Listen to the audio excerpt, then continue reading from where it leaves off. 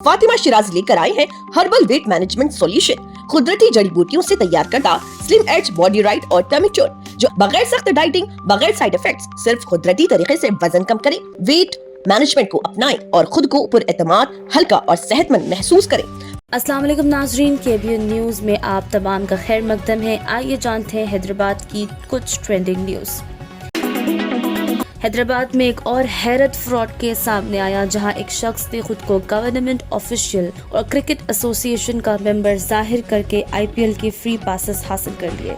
इस शख्स ने हैदराबाद क्रिकेट एसोसिएशन के ऑफिशियल्स को कॉल करके उन्हें धोखा दिया और अपनी झूठी पहचान से पासेस ले लिए। बाद में जब शक पैदा हुआ तो पुलिस को इन्फॉर्म किया गया। पुलिस ने ट्रैप लगाकर उसे गिरफ्तार कर लिया और उसके पास से फेक डॉक्यूमेंट्स भी बरामद हुए। अब पुलिस इस बात की तहकीक कर रही है कि क्या इस फ्रॉड के पीछे कोई गैंग भी है या नहीं।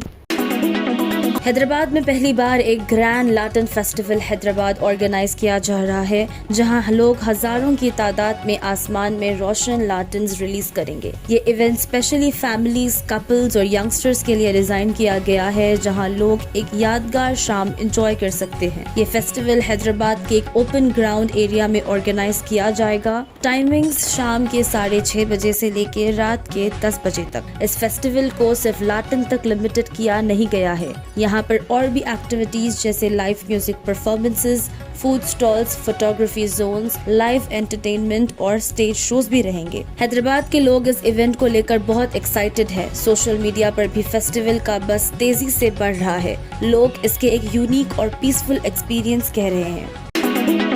हैदराबाद के रोड नंबर 12 पर चलने वाला ड्रेनेज पाइपलाइन का काम बहुत स्लो चल रहा है, जिसकी वजह से आवाम को बहुत मुश्किलात का सामना करना पड़ रहा है। रोड को खोद दिया गया है, जिसकी वजह से ट्रैफिक जाम, धूल मिट्टी और फुटपाथ खराब हो चुके हैं। लोगों का कहना है कि वीआईपी एरिया होने के बावजूद काम बहुत धीमी रफ्तार से हो रहा है। दुकानदार भी कंप्लेन कर रहे हैं कि उनका बिजनेस गिर गया है, क्योंकि लोग उस रोड पर आना अवॉइड कर रहे हैं।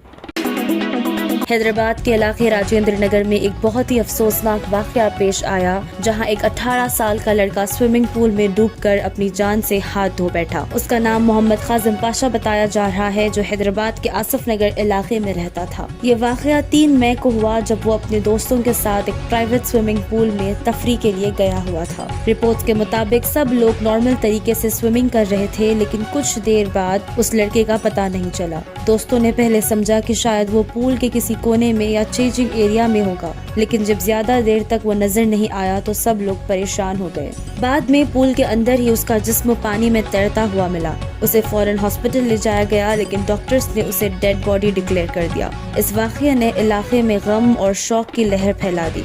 ये वाकया एक स्ट्रॉन्ग रिमाइंडर है कि स्विमिंग एक फन एक्टिविटी जरूर है, लेकिन उसमें रिस्क भी होता है।